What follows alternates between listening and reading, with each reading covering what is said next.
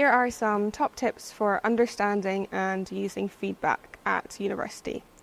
So tip number 1 would just be to be aware of when you're receiving feedback. So feedback is just any information that helps you understand how well you've done and how to improve.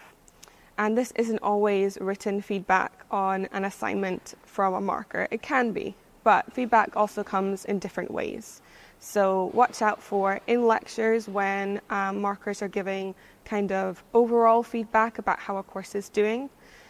Feedback could also come from a peer commenting on your work or your drafts. It could come verbally from a tutor in a class, or it could also come from yourself when you're reflecting on your past work. So that's tip number 1.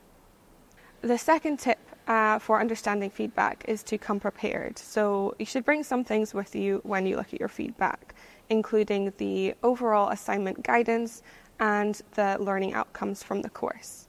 If you just read your assignment and the comments in isolation without this information, you won't really understand what the feedback is referring to and overall what that means for your improvement on the course.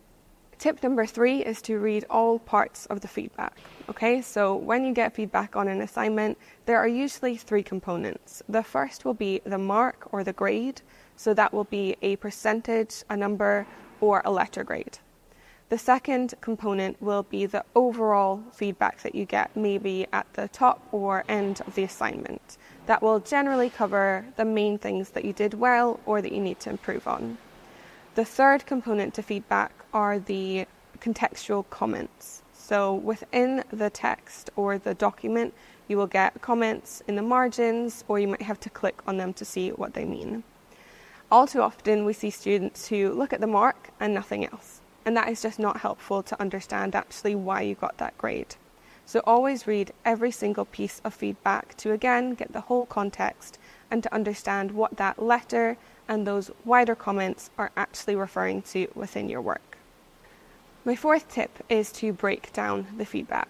So feedback comments can usually be broken down into comments on content and comments on presentation, and sometimes it's easier to look at those separately.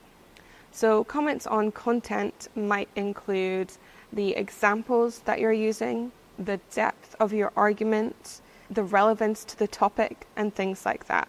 Whereas comments on presentation might talk about your sentence structure, the word choice, whether you're adhering to the requirements of the report style, and sometimes you're referencing conventions as well. You can also break down this feedback into levels. So some points might just need a tiny tweak, whereas others might need a bit more work. And structuring the feedback in this way and breaking it down can make it easier to approach and feel like you're actually tackling the feedback. My last tip, tip number 5, is to keep a record of your feedback. Okay, so it's a really good idea to keep a document that notes the most common pieces of feedback that you get on your work, so that you're not just looking at feedback one at a time or only thinking about it when you finish a piece of work. So keep a wee note of the things that you consistently get comments on, whether that be good things or bad things. It can be really easy to think that if you do something well, you'll always do it well, but that's not really the case.